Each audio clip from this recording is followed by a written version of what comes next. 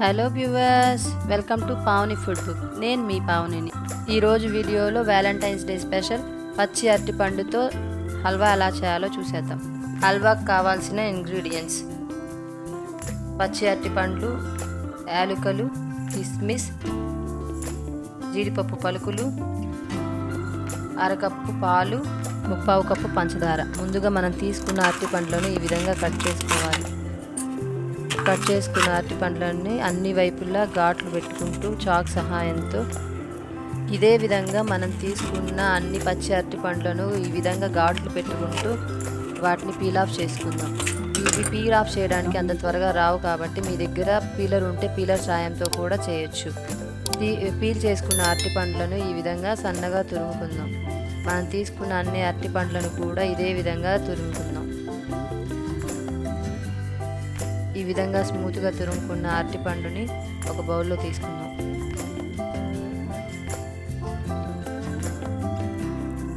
ముందుగా stove on చేసి బాండీ పెట్టి 2 టీ స్పూన్ల నెయ్యి వేసుకొని వేడి చేసుకుందాం.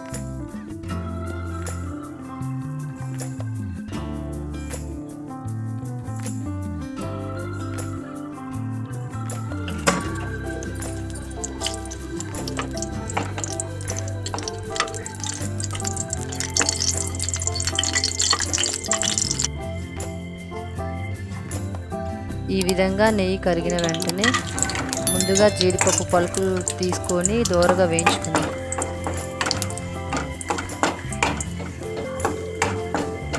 అందులోనే కొన్ని ఎండు ద్రాక్షలను కూడా వేసుకొని వేయించుకుందాం. ఇవి రెండు బాగా వేగిన తర్వాత ఒక ప్లేట్లోకి తీసుకుందాం.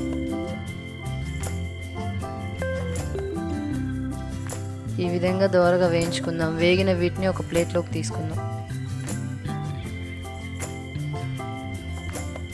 ఇప్పుడు అదే బాండీలో ముందుగా తురిమి పెట్టుకున్న 1 కప్పు బనానా తురుమును వేసి ఫ్రై చేసుకోవాలి. లో ఫ్లేమ్లో పెట్టుకొని మాడిపోకుండా కలుపుకోవాలి. ఈ విధంగా దోరగా వచ్చేలాగా ఫ్రై చేసుకుందాం.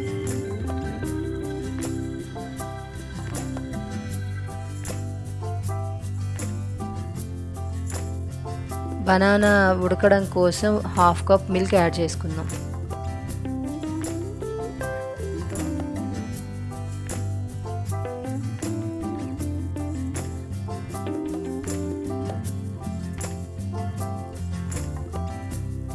ఇప్పుడు అదే బాండీలో 2 కప్పులు వాటర్ తీసుకుందాం.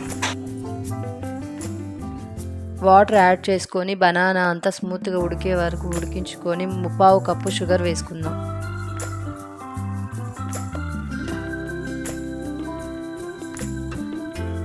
షుగర్ వేసుకొని షుగర్ అంతా మంచిగా కరిగేంత వరకు కలుపుకుందాం.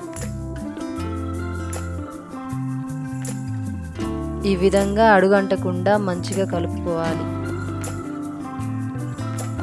మన అరటిపండు మిశ్రమం అంతా ఒక దగ్గరికి వచ్చేదాకా ఉడికించుకోవాలి.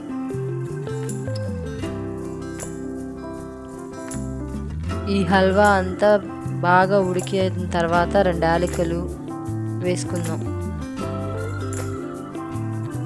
తర్వాత ముందుగా మనం వేయించి పెట్టుకున్న జీడిపప్పు పలుకులు, కిస్మిస్ వేసుకొని అంతా కలిసే వరకు వేయించుకుందాం. అంతే, ఎంతో simple and tasty banana halwa ready అయిపోయింది. తయారైన బనానా హల్వాని సర్వింగ్ ప్లేట్లో సర్వ్ చేసుకొని మీ ఇష్టమైన వారికి ప్రజెంట్ చేయండి. సూపర్గా ఉంటుంది. Like, share and subscribe.